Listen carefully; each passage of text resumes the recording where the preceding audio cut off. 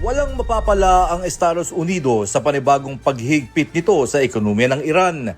Ito ang matapang na pahayag ni Iranian President Masoud Pezeshkian matapos palawakin ng Washington ang mga sanctions laban sa Tehran. Ayon kay Pezeshkian, kung paanong hindi umano nagtagumpay ang Estados Unidos sa digmaan, hindi rin ito mapapaluhod ang Iran sa pamamagitan ng economic pressure. این همان وحدتی است که امروز به آن نیاز داریم. وحدت بر مدار حق، عدالت و مسئولیت متقابل. برادران و خواهران، اجازه دهید از آرمان فاصله بگیریم.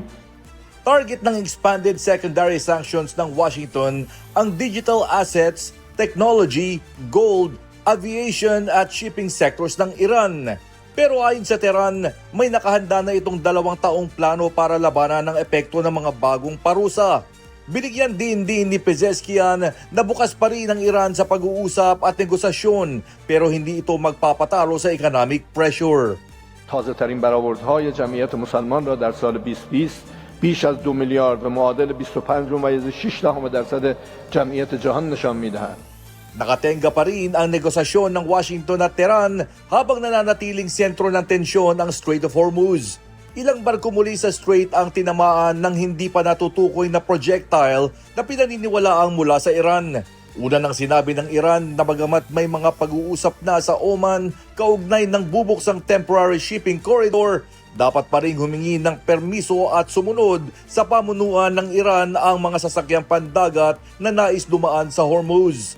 Iginiit ng Iranian Revolutionary Guard na nasa kontrol nito ang mahalagang waterway at muli lamang itong bubuksan kapag tinanggap ng Estados Unidos sa mga kondisyon ng Tehran.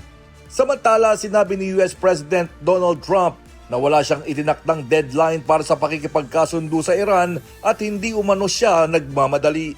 Pero para kay Israeli Prime Minister Benjamin Netanyahu, walang posibilidad na magkaroon ng kasunduan sa pagitan ng Washington at Tehran. Sa kabila nito, nagpapatuloy ang mga mediator sa pakikipagpalitan ng mensahe sa dalawang panig upang mahikayat ang mga ito na bumalik na sa negotiating table.